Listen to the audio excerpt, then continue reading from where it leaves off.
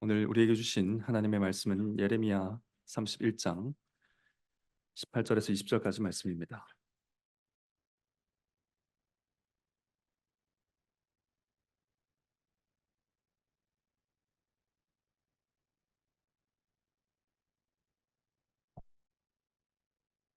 예레미야서 31장 18절에서 20절까지 말씀.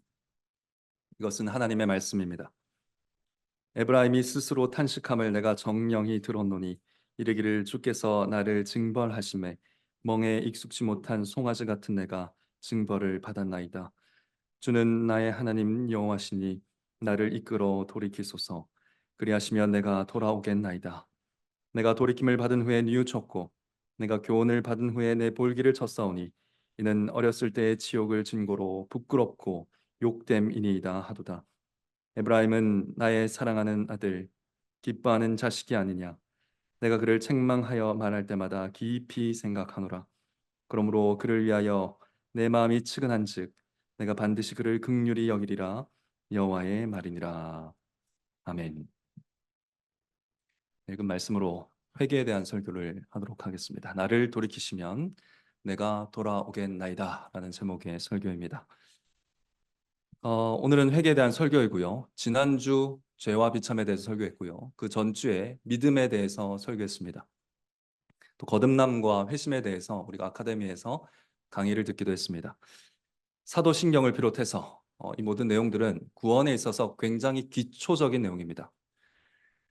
지금 기초적인 내용들을 계속 몇 주에 걸쳐서 설교로 듣고 있는 것이죠. 그 이유가 무엇이겠습니까? 기초가 있어야 그 위에 우리가 우리 자신을 건축해 세워갈 수 있기 때문입니다. 지금 이 자리에 있는 성도와 또 자녀들 가운데에는 기초적인 믿음조차 없는 분들이 분명히 있습니다. 제가 이렇게 확신하면서 말씀드릴 수 있는 이유는 그런 분들을 골라내서가 아니고 예수님이 이렇게 말씀하셨기 때문입니다. 예수님은 씨 뿌리는 자에 비유해서 복음의 씨앗을 뿌리는 곳에는 좋은 밭만 있지 않을 거다라고 제자들에게 말씀하셨습니다.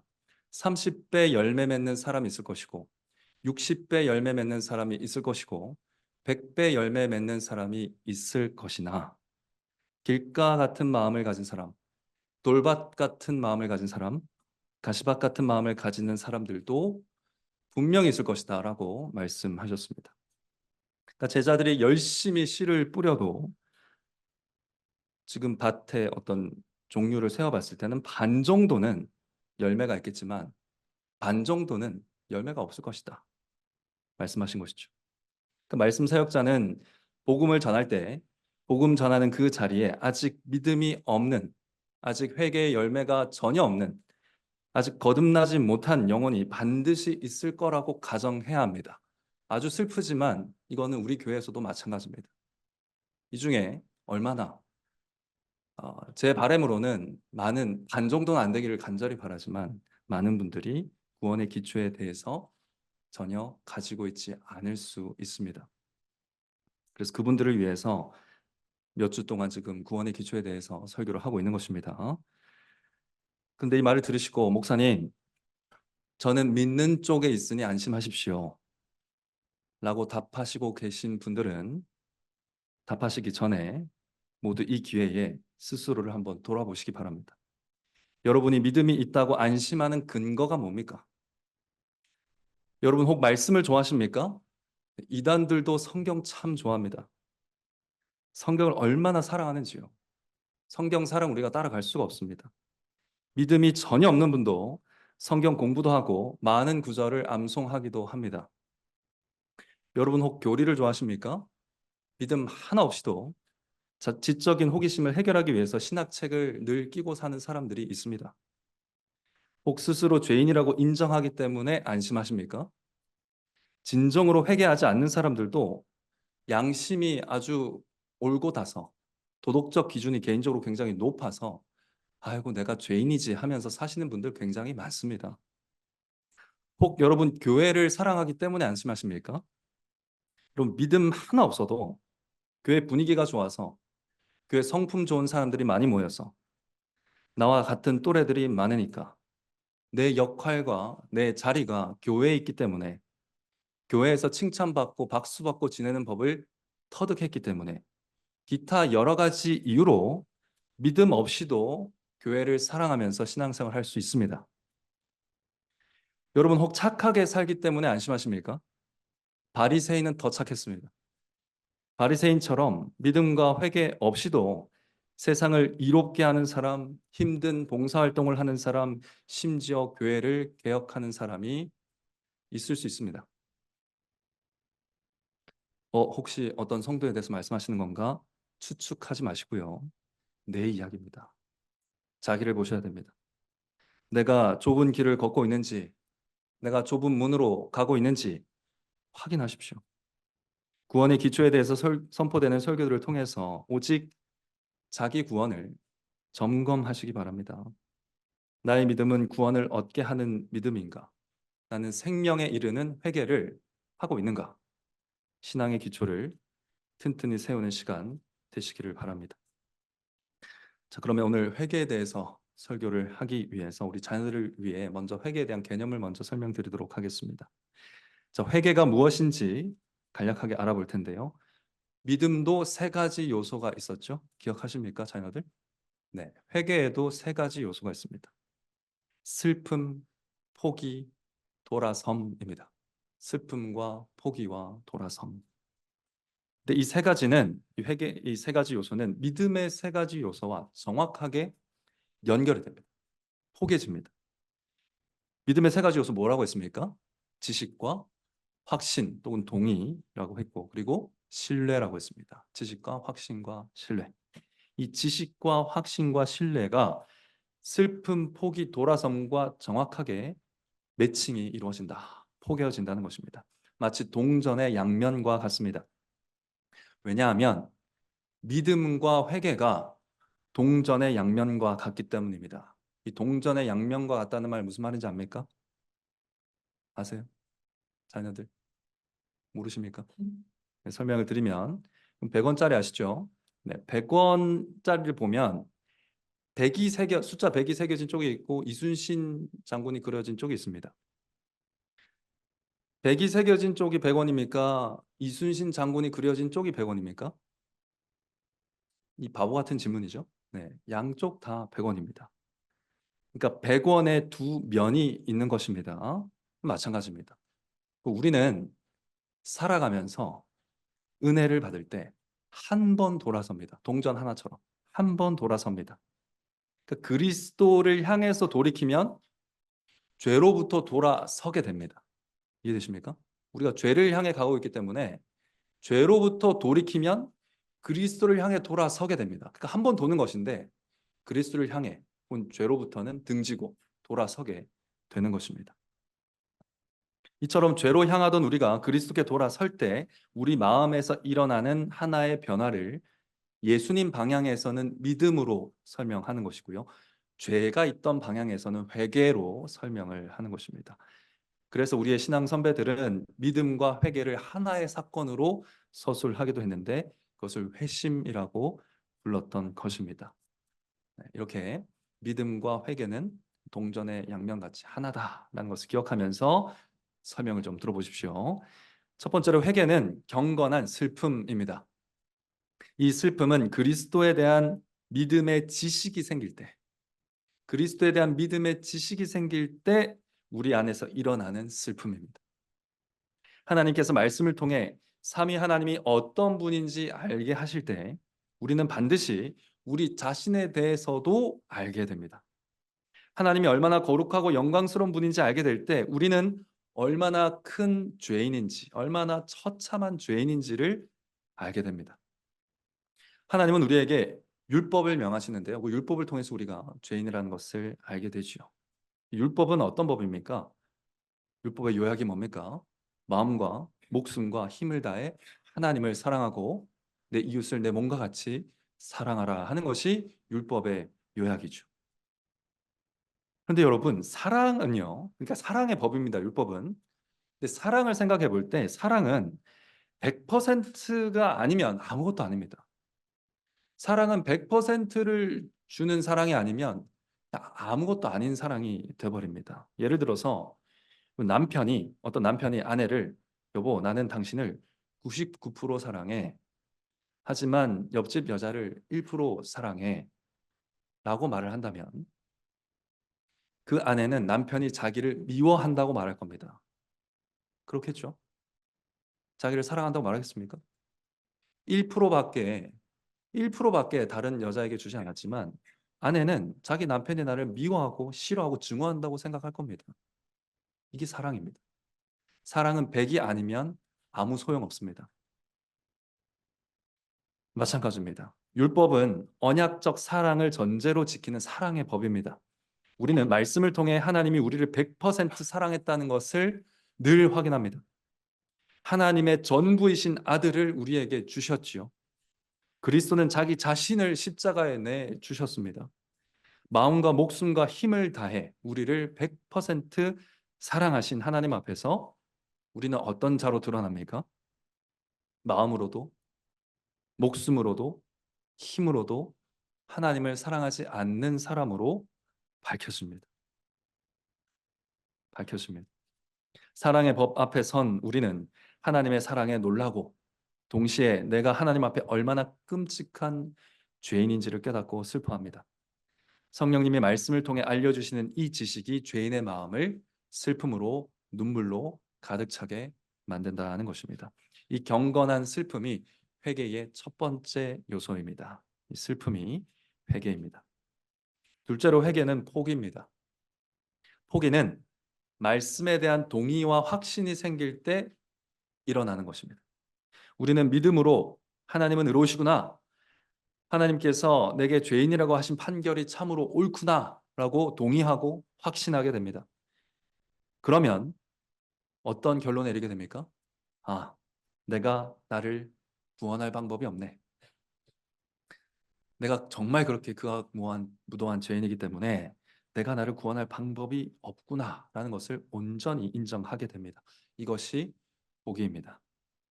포기는 자기 스스로를 구원하기 위한 그 어떤 노력이나 그 어떤 수단도 다 포기하는 것을 말합니다. 이 포기에 이른 사람은 이렇게 생각합니다. 지옥에 갈 수밖에 없는 나를 하나님이 그냥 용서해 주시는 것, 은혜로 나를 그냥 받아주시는 것 외에는 내 삶에는 아무런 소망이 없구나를 깊이 깨닫게 됩니다. 돈이든 힘이든 지금까지 무엇을 붙들고 의지했든지 간에 그 모든 게 내 구원의 헛되다라는 것을 확신하고 포기하고 오직 하나님의 은혜만을 기다리게 됩니다. 그래서 회개는 포기입니다. 자, 슬퍼하고 포기했다면 셋째, 회개는 돌아섬입니다. 돌아섬은 그리스도를 믿고 삼위 하나님을 신뢰하는 자에게서 일어나는, 신뢰의 삶을 살아가는 사람에게서 일어나는 삶의 방향 전환입니다. 그리스도를 신뢰하여 자신을 드리는 사람은 어떻게 할 수밖에 없다? 죄에서 떠나는 일에 자기 삶을 내어 던질 수밖에 없습니다. 그리스도께 자기 삶을 헌신하는 사람은 죄를 쳐내는 일에 자신을 헌신할 수밖에 없습니다. 죄악된 생각과 말과 행동에서 돌아섭니다. 그냥 슬퍼만 하고 있지 않고, 그냥 후회만 하고 있지 않고, 그냥 포기만 하고 있지 않고 실제로 그 죄를 떠납니다. 새 사람의 삶은 점점 많아지고 옛사람의 삶은 점점 쪼그라듭니다. 사라집니다. 이것이 그리스도를 신뢰할 때 일어나는, 믿음으로 그리스도를 신뢰하며 붙들며 살아갈 때 일어나는 죄에 대한 돌이킴, 즉 회개입니다. 자, 앞에서 보신 것처럼 회개는 믿음과 분리할 수가 없습니다. 이 둘은 항상 같이 가는 것입니다. 그리스도를 의지하지 않고서는 죄에서 돌이킬 수가 없습니다. 죄에서 돌아서지 않으면 그리스도를 의지할 수가 없습니다. 동전의 양면입니다. 그리스도를 한 번 믿은 자는 계속 신뢰합니다. 마찬가지로 죄에서 돌아선 자는 계속 죄에서 돌이킵니다. 이 둘은 하나입니다. 이렇게 믿음과 회개가 함께 가기 때문에 믿기만 하고 회개하지 않는 삶은 비정상이다라고 말할 수가 있겠습니다. 사랑하는 성도 여러분, 자신에게 믿음이 있는가 의심이 생기는 분들이 있을 수 있습니다. 그런 분들은 내가 회개하는가, 내가 계속 회개하는 삶을 사는가? 이것을 체크해 보시면 되겠습니다. 믿음은 마치 바람 같아서 눈에 보이지 않습니다만 바람에 나부끼는 회개의 깃발을 보면 나의 믿음을 확인할 수가 있습니다. 내 안에 하나님에 대한 지식이 있는가? 내가 하나님을 확신하는가? 내가 하나님을 신뢰하는가? 이건 굉장히 희미해서 붙잡을 수가 없습니다. 확인이 되지가 않습니다. 분명히 알 수가 없습니다.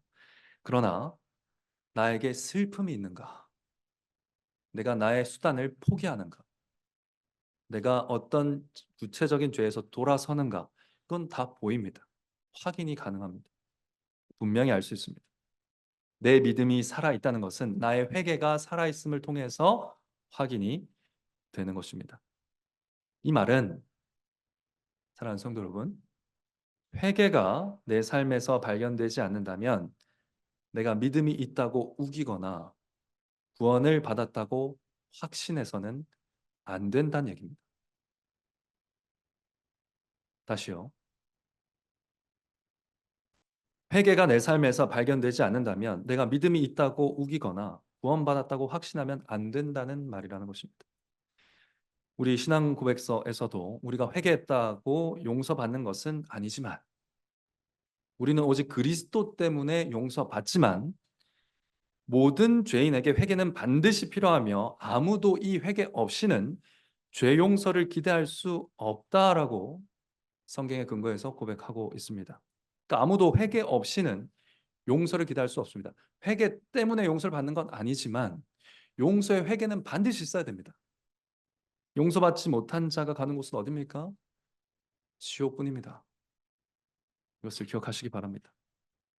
오늘 우리는 예레미야 선지자를 통해서 회개에 대해서 분명히 알아야 할 진리를 주목하고자 합니다. 나를 이끌어 돌이키소서 그리하면 내가 돌아오겠나이다.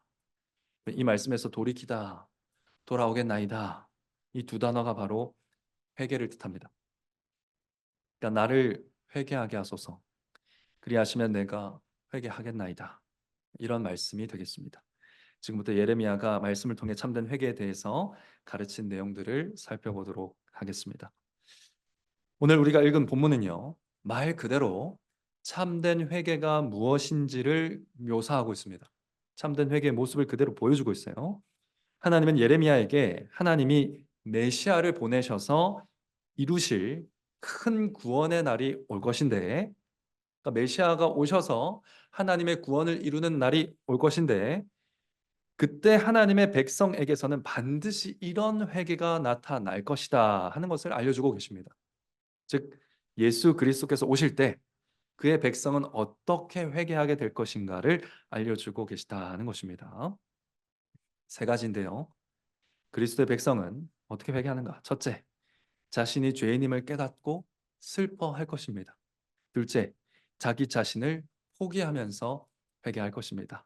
셋째, 자기 죄로부터 돌아설 것입니다. 이게 뭐였죠? 네, 회개의 세 가지 요소였습니다. 이 요소가 오늘 본문에 그대로 나타나고 있습니다. 그것을 예언하고 있는 말씀 하나씩 살펴보겠습니다. 첫 번째, 그리스도의 백성은 자신이 죄인임을 깨닫고 슬퍼하며 회개할 것입니다. 18절 한번 보시면 에브라임이라고 나오죠. 이 에브라임이 바로 그리스도의 때에 회복될 하나님의 백성을 대표하는 이름입니다. 그리스도 때에 회복될 하나님 나라의 백성, 그리스도의 백성을 대표하는 이름이 에브라임입니다. 하나님은 에브라임에게 탄식하는 소리, 즉 슬피 우는 소리를 내가 정령이 듣겠다, 들린다라고 하십니다. 에브라임은 자신에 대해 깊이 슬퍼하고 있습니다. 에브라임은 죽을 병에 걸려서 우는 게 아닙니다. 재산을 잃어버려서 우는 것도 아닙니다. 일이 힘들어서 우는 것도 아닙니다. 누가 괴롭혀서 우는 것도 아닙니다. 그는 오직 자기 자신 때문에 슬피 웁니다. 자기 내면의 죄 때문에 슬퍼하고 있습니다. 이것이 그리스도의 백성에게서 나타날 회개의 슬픔이라는 것입니다. 그런데 사실 18절을 읽어보면 이 사람은 하나님의 징계를 받아서 슬퍼하고 있는 사람처럼 보입니다. 그렇죠? 내가 정령이 들어놓은 이르기를 주께서 나를 징벌하심에 내가 징벌을 받았나이다 하고 있기 때문에 징벌 때문에 우는 것처럼 슬퍼하는 것처럼 읽힙니다. 그러나 징벌 때문에 슬퍼하는 것이 아닙니다. 그는 하나님께 벌을 받았는데 벌을 받았음에도 불구하고 자신이 변하지 않았다는 사실 때문에 슬퍼하고 있습니다. 이해되십니까? 하나님이 징벌을 하셨는데 그래서 벌을 받았음에도 불구하고 내가 안 변하더라는 것입니다. 내가 회개하지 않더라는 것이죠. 이 지독한 죄성 때문에 지금 슬퍼하고 있는 것입니다. 그런 자신의 모습을 어디에 비유합니까? 멍에에 익숙하지 못한 송아지 같다 이렇게 표현하고 있죠. 멍에가 뭔지 아시죠? 술에 쟁기를 끌도록 하기 위해서 소의 목에 거는 무거운 기구입니다.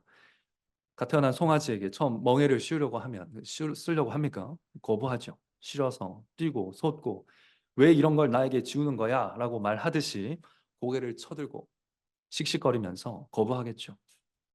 에브라임은 이런 송아지처럼 자신이 하나님의 징계를 거부했다라고 고백하고 있습니다. 그 징벌을 받았는데 징벌을 거부했다는 거예요. 그 벌 받기를 거부했다는 겁니다. 그 벌에서 변화되기를 거부했다는 것입니다. 사실 모든 죄인이 하나님의 징계에서 송아지처럼 반응합니다. 하나님의 여러 상황들 가운데 아픔과 슬픔과 괴로움과 사랑하는 사람의 죽음과 여러 가지 일들을 통해서 징계하십니다. 돌아오라고. 하나님의 품으로 돌아오게 하기 위해서 징계하시는데 그 징계하시는 사랑의 하나님으로부터 어떻게 합니까? 도망가고요. 목을 쳐들고요. 스스로 상처를 입고요. 스스로 아파하면서도 교만하게 하나님께 반항하며 회개하지 않습니다. 그것은 죄인들에게서 통상 나타나는 현상입니다. 그런데 그리스도가 임할 때 하나님의 구원이 임할 그 마지막 때에 나타날 그리스도의 백성은 그리스도에 대해서 고집불통인 자신의 모습에 눈을 뜨고 슬퍼하게 될 것이라는 말. 아, 내가 회개할 수 없구나. 내가 변하지 않는구나. 도무지.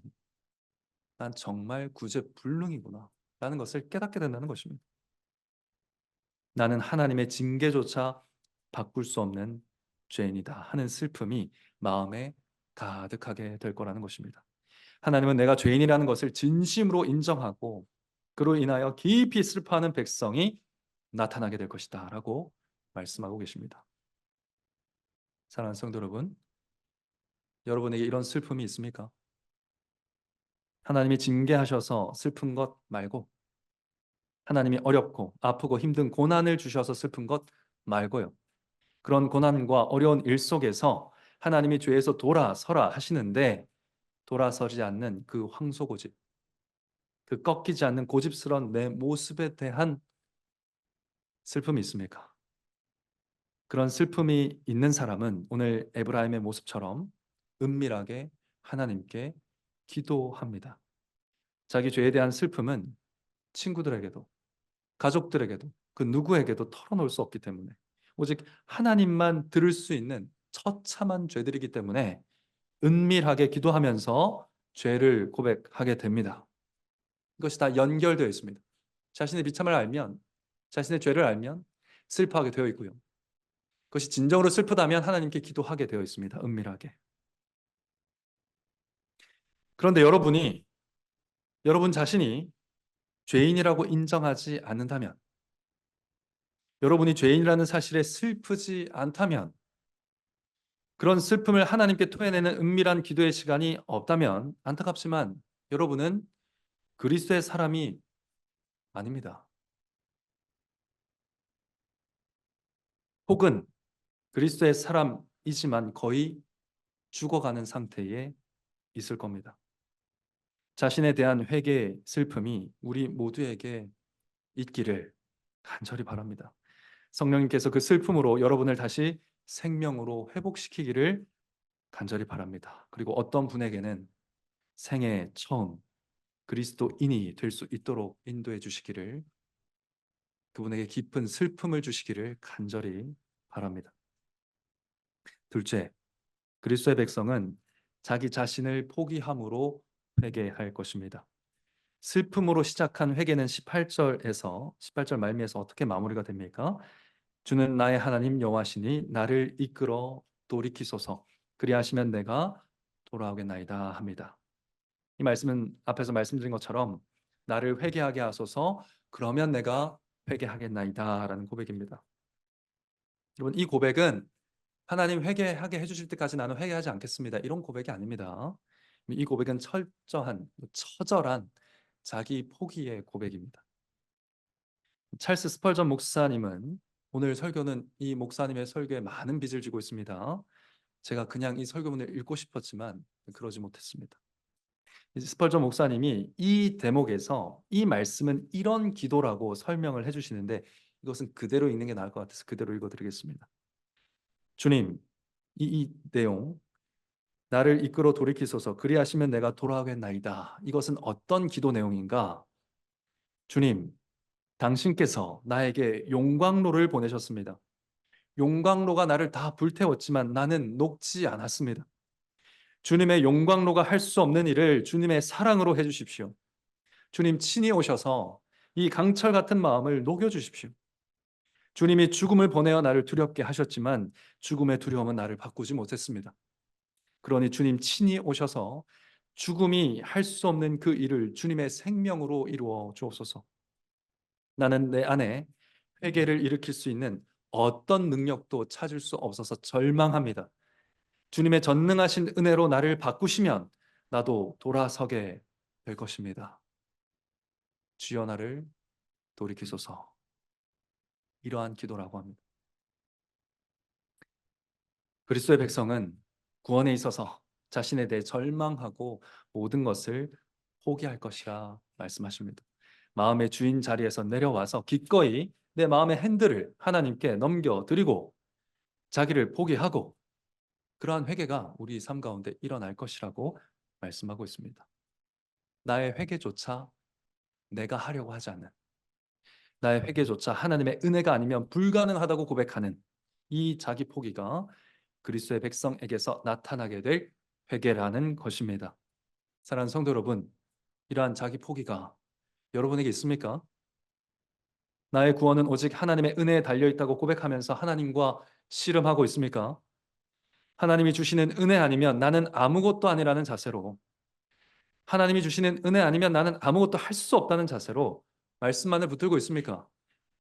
그 어떤 인간도, 내 자신조차도 죄를 지으며 죽음으로 달려가는 나를 도울 수 없다고 고백하고 계십니까? 오직 주님만이 나를 새롭게 할 수 있다고 믿으면서 맹인같이, 수로보니게 여인같이 자신을 내어 던지면서 나는 개입니다 하면서 부르짖고 계십니까? 여러분이 그리스도와 함께 여러분의 돈을, 그리스도와 함께 여러분의 능력을, 그리스도와 함께 여러분의 이성을, 판단을, 지식을 여러분의 구원을 위해 붙들고 있다면 여러분 그리스도인이 아닙니다.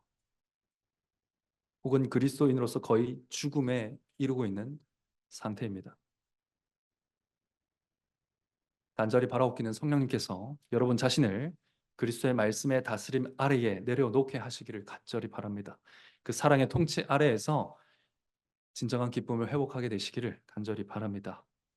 셋째, 그리스도의 백성은 자기 죄에서 돌아섬으로 회개하게 될 것입니다. 19절 말씀을 읽어보면 그리스도의 백성이 실제로 죄에서 돌아서서 살아가게 될 것임을 묘사하고 있습니다. 내가 돌이킴을 받은 후에 뉘우쳤다라고 하죠. 내가 돌이킴을 받은 후에 뉘우쳤다. 에브라임은 주께서 나를 이끌어 돌이키소서라고 구한 이후에 얼마 지나지 않아서 자신이 돌이킴 받았다라는 것을 알게 될 것이라고 말씀하고 있습니다. 이것은 회심의 경험을 묘사하고 있는 것처럼 보입니다. 혹은 거듭남의 경험을 묘사하고 있는 것처럼 보입니다. 어둠에서 빛으로, 죽음에서 생명으로, 죄에서 의로, 원수에서 아들로 방향이 완전히 뒤집어졌다는 것을 인지하고 있죠. 그것을 표현하고 있습니다. 근데 이 방향 전환은 곧바로 회개로 이어집니다. 이 하나님의 방향으로 돌아선 회개는 곧바로 회개로 이어지는 것을 보게 됩니다. 그는 돌이킴 받은 후에 뉘우쳤다고 말하지요. 뉘우쳤다는 말 역시 슈브라는 단어 말고 다른 단어인데 회개를 가리키는 단어입니다. 스스로 슬퍼하다라는 의미를 지니고 있습니다. 스스로 슬퍼하다. 이제 에브라임은 죄에 대해서 스스로 슬퍼할 줄 아는 인생이 된 것입니다. 이 말은 이전에 즐기던 죄들을 자발적으로 멀리하기 시작한다는 뜻입니다. 이전에 사랑했던 즐거움들을 미워하고 이전에 지루해하던 일들을 갈망하고 즐거워하고 추구하기 시작한다는 뜻입니다. 그리스도의 백성은 하나님이 단번에 마음을 바꾸신 이후에 지속적인 회개의 삶을 살아간다는 것을 알려주고 있습니다.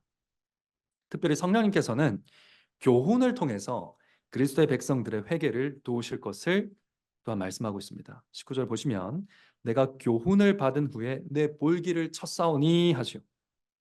교훈을 받은 후에 내 볼기를 칩니다. 그래서 볼기는 이 단어를 원어로 보면 허벅지입니다. 그러니까 허벅지를 때리다 이런 의미입니다. 그러니까 허벅지를 내려 치는 것은 이스라엘에서 큰 슬픔과 애통의 표현입니다. 회개의 표현입니다. 내가 무슨 짓을 한 거야? 내가 또 왜 그랬을까? 하는 이 후회와 깨달음, 이것들이 교훈을 통해서 지속적으로 공급될 것이라는 얘기입니다. 교훈하셔서 우리의 회개를 도우실 거라는 뜻입니다. 성령님께서 말씀의 교훈으로 그리스도의 백성을 더 깊은 회개, 더 밀도 있는 회개로 이르게 할 것이라는 것을 알려주고 계십니다. 뿐만 아니라 회개 범위가 굉장히 확장됩니다. 이 회개의 돌이킴은 우리가 어렸을 때 지은 모든 죄까지도 회개하게 할 것입니다. 에브라임은 어렸을 때 지은 죄에 대해서 치욕을 느낍니다. 부끄럽고 욕되민이다 하고 있죠. 19절에. 사실 많은 죄인들이 여러분과 우리가 착각하는 게 뭐냐? 죄가 오래되면 없어지는 줄 압니다. 우리 다들 그렇게 착각합니다. 죄가 오래되면 없어지는 줄 알아요. 잊어버리면 끝난 걸로 알아요. 그러니까 아닙니다. 하나님은 다 기억하고 계십니다. 작은 죄 하나도 해결되지 않으면 안 됩니다. 하나님이 잊지 않습니다. 그리스도의 백성은 하나님이 잊지 않으시는 죄 때문에 수치스러워합니다. 부끄러워합니다.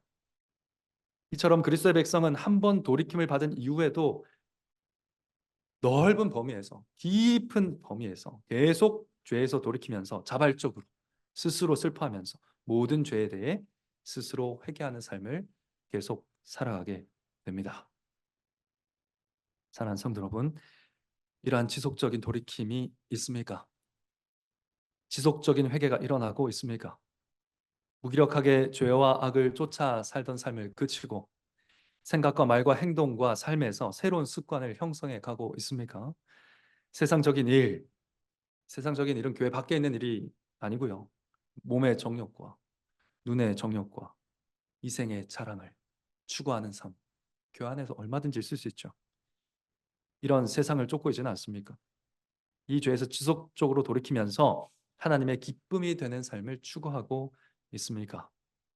물론 일시적으로 악의 유혹에 이끌릴 수 있고 넘어질 수 있지만 끊임없이 돌아서고 다시 돌아서면서 죄와 원죄를 다 회개하고 있습니까? 죄에 대한 이해의 폭이 한 해 두 해 갈수록 깊어지고 있습니까? 과거의 죄라고 해서 가벼이 넘기지 않고 작은 죄에도 민감하게 반응하면서 회개하고 있습니까? 여러분에게 이와 같은 돌아섬의 회개가 전혀 나타나지 않는다면 여러분은 그리스도의 사람이 아닙니다. 혹은 그리스도인으로 거의 죽음에 이른 상태일 것입니다. 바라옵기는 제가 전하는 말이 아니라 제 말이 아니라 성령님께서 이 설교를 통해서 말씀을 통해서 교훈하셔서 여러분의 마음에 교훈하셔서 회개의 삶이 다시 시작되고 어떤 분에게는 생애 처음으로 방향을 완전히 바꾸어서 죄에서 돌아서는 일도 일어나게 되기를 간절히 바랍니다. 정리를 해봅시다. 그리스도의 백성들은 자신의 죄에 대해서 진정으로 슬퍼하며 자기를 포기하고 돌아서서 계속 회개하는 삶을 살아갑니다. 시간이 갈수록 더 슬퍼할 것이고요. 날이 갈수록 더 애통할 것이고 더 죄에 대해서 민감하게 반응하며 살 것입니다. 그런데 그런 삶이 행복할까요? 이런 의문이 들진 않습니까? 이처럼 슬프고 눈물 흘리고 아파하는 삶이 그리스도의 삶이 맞나? 이렇게 살면 너무 우울하고 슬픔에 지치지 않겠나 싶은 생각도 드는 게 사실입니다. 바로 그때 하나님의 음성이 들려옵니다. 이 10절 말씀 우리 다 같이 함께 읽어보겠습니다. 시작. 에브라임은 나의 사랑하는 아들, 기뻐하는 자식이 아니냐. 내가 그를 책망하여 말할 때마다 깊이 생각하노. 내 마음이 측은한즉 내가 반드시 그를 긍휼히 여기리라. 여호와의 말이니라. 아멘. 여러분, 하나님은 나의 사랑하는 아들, 내 기뻐하는 자식이 아니냐. 그러니까 이 처절하게 자기에 대해서 슬퍼하고 죄에 대해서 치욕스러워하고 아파하고 힘들어하고 그렇게 하나님께 죄를 고백하는 이 에브라임을 향해서 하나님 뭐라고 하십니까? 나의 사랑하는 아들, 기뻐하는 자식이 아니냐 합니다. 근데 이 말씀 어디서 들어본 것 같지 않습니까? 네, 예수님께서 세례 받으실 때 하늘이 열리고 거기서 들려온 말씀입니다. 이는 내 사랑하는 아들이요 내 기뻐하는 자라. 하나님은 독생자 예수님께 주신 칭호, 예수님을 향해 부르는 그 아름다운 칭호를 누구에게 주신답니까? 회개하는 자에게, 자기 죄 때문에 슬퍼하는 자에게, 항자에게 주신다는 것입니다. 즉 그리스도를 믿는 자들에게 주신다고 약속하십니다. 회개는 믿음과 함께 간다 그랬죠. 진심으로 회개하는 자는 진심으로 그리스도 안에 있게 됩니다.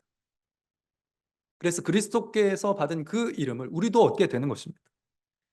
자기 자신에 대해서 처절하게 절망하는 죄인에게 그는 내 사랑하는 아들이요 내가 기뻐하는 자다. 내가 즐거워하는 아이다. 라고 고백하신다는 겁니다. 우리의 슬픔을, 그 깊은 슬픔을 기쁨으로 바꿔주시겠다고 말씀하고 계신 겁니다. 우리의 수치를 사랑하는 아들의 영광으로 옷 입혀주겠다고 말씀하시는 것입니다. 회개에서 우리의 슬픔이 커지면 커질수록 우리는 뭘 기대하면 되겠습니까? 아, 우리의 위로와 기쁨이 엄청나게 커지겠구나. 이것을 기대할 수 있는 것이죠. 우리가 회개가 더 깊고 풍성해질수록 뭘 기대하면 되겠습니까? 아, 하나님의 은혜와 사랑이 더 풍성해지겠구나. 이것을 기대하게 하셨다는 것입니다. 하나님이 약속하셨습니다. 이것이 회개에 약속된 은혜입니다. 그러므로 사랑하는 성도 여러분, 또 여기 계신 성도와 자녀 여러분, 이곳에 계신 여러분 한 사람도 빠짐없이 모두 다 회개하시기를 간절히 바랍니다. 하나님은 스스로에 대해서 가장 슬퍼하고 가장 절망하고 있는 사람들, 세상에서 가장 무가치하다고 고백하는 사람들, 나는 벌레요, 나는 개입니다라고 고백하는 사람들, 태어날 때부터 죄 때문에 영혼이 병들고 죽었음을 시인하는 사람들을 사랑하시는 하나님입니다. 하나님은 내 마음은 측은한즉 내가 반드시 그를 긍휼히 여기리라 말씀하셨습니다. 이 말씀은요, 원어를 좀 살려서 번역하면 내 창자가 뒤집어질 정도로 내가 반드시 그를 사랑하리라 이렇게 해석할 수 있습니다. 이것이 직역입니다. 내가 창자가 다 뒤집어질 정도로 반드시 그를 사랑하리라. 애간장이 끓을 정도로 내가 반드시 그를 사랑하리라 말씀하십니다. 이 약속대로 하나님은 창자가 끊어지는 고통을 참으시면서 이 세상을 사랑하사 내 사랑하는 아들, 내 기뻐하는 독생자를 내어 주셨습니다. 그 아들을 십자가에 죽게 하시고 그 피로 구원 얻은 그리스도의 백성들을 뭐라 부르십니까? 나의 사랑하는 아들, 내 기뻐하는 자야 라고 부르십니다.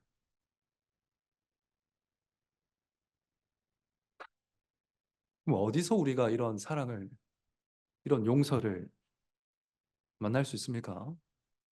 도망치지 마십시오. 회개하시기 바랍니다. 주께서 나를 돌이키시면 내가 돌아오겠나이다.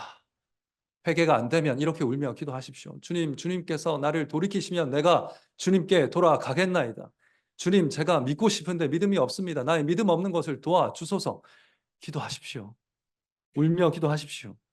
이 기도에 응답하실 하나님의 은혜만이 그 무엇으로도 변화되지 않는 돌 같은 우리를 강철 같은 우리를 녹이고 깨부시고 변화시킬 겁니다.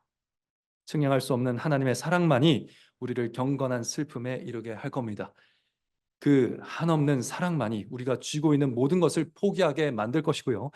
그 하나님의 사랑만이 우리가 계속 회개하며 살아갈 수 있는 무한한 힘을 공급할 것입니다. 여기 계신 모든 분들이 한 사람도 빠짐없이 그리스도를 믿고 회개하여 하나님의 사랑하는 아들, 하나님의 기뻐하는 자녀로 살아가게 되시기를 성부와 성자와 성령의 이름으로 간곡히 간절히 축원합니다.